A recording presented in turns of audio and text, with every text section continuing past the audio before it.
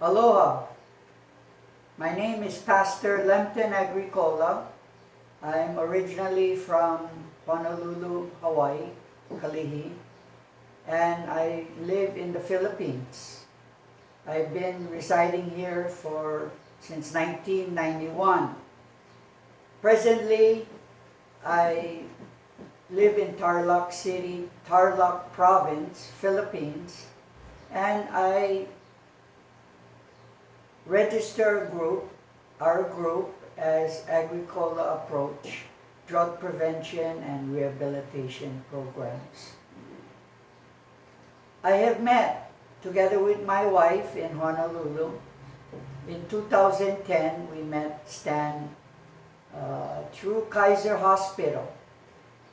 We were getting donations to send back to the being constructed hospital in Alaminos City, where we worked and lived at that time. And we were actually in Honolulu seeking some donations of medical equipment and things, and we found out through Kaiser Hospital that a lot of donations have been coming over to the Philippines, and many of the equipments and medical supplies was being saved for Stanley, who is doing a lot of work here in the Philippines before we met him. And since that time, we met him the first time in Manoa, and we ended up hitting it off right from the beginning, my wife and I and him, in the coffee shop there. And we began to talk about missions that we've been doing and things that we've been doing, and he started showing us some of the donations he's been doing for several years through the Rotary Club. Anyway, let's fast forward. Anyway, Stan told my wife and I that day that if you have a container going to the Philippines, that he would sponsor the shipping for it. We're totally strangers, total strangers, but he offered this kind of help for us. And he moves very fast. He's a passionate man. And he started we sent the first container that we gathered at the time we met in 2010. We were already filling a container, but a small one.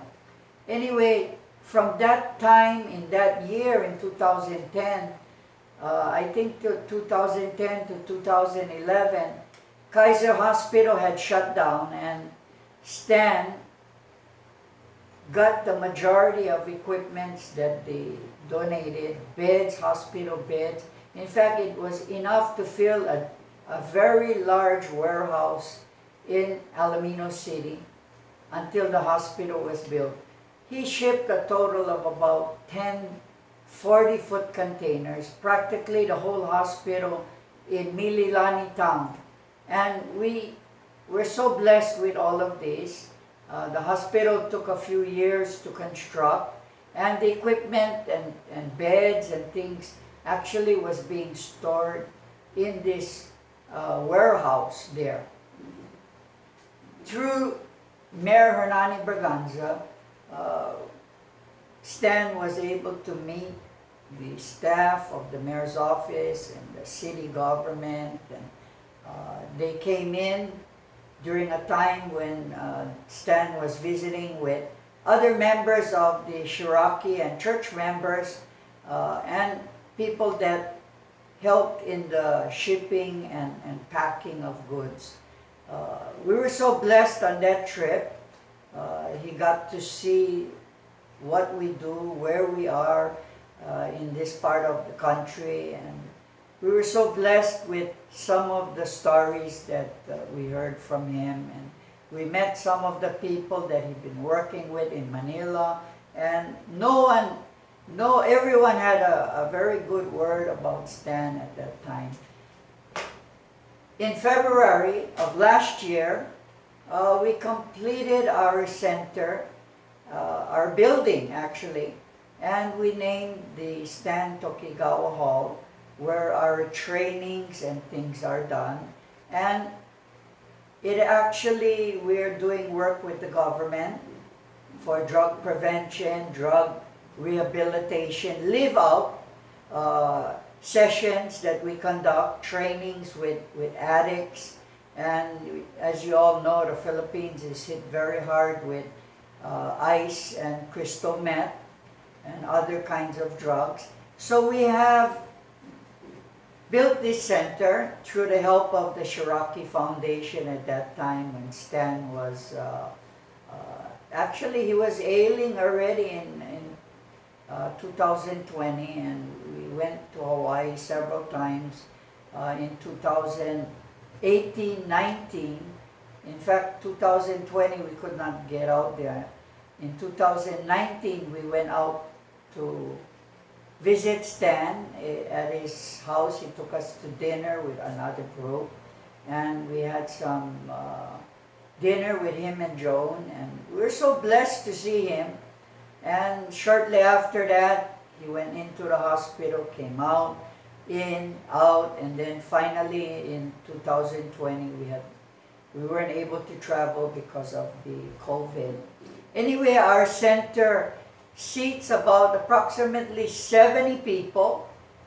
These people in the photograph are actually probationers that have been caught for drugs and sentenced to probation 3 to 5 years. And we minister to them. There's about 700 of them. So every week we minister to a bunch of them, approximately 70, here and in the city proper or downtown. We hold one session there, and then this was the first session we held here in March actually. And right after that, the COVID hit, and there was a lockdown in most countries that reacted to the COVID. Anyway, Stanley has been so passionate in his work here in this country. I know he also worked with other countries. It's such a sad loss for us.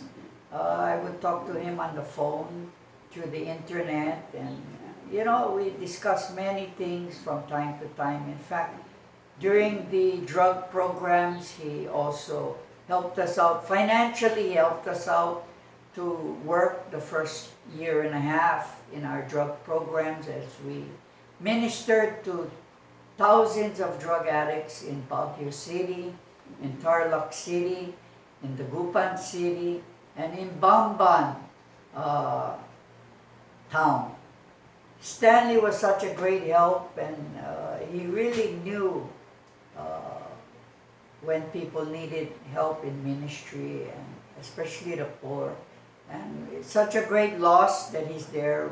We're glad that he had given the responsibility to Clyde, who has been with him for many years.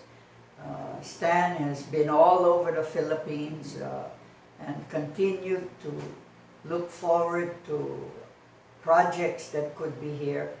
He was a very humble man, and he never liked his name out there on banners, but everywhere he went, the mayors and the people that he blessed, it's a culture here, so they always put his name up in banners. They announced him.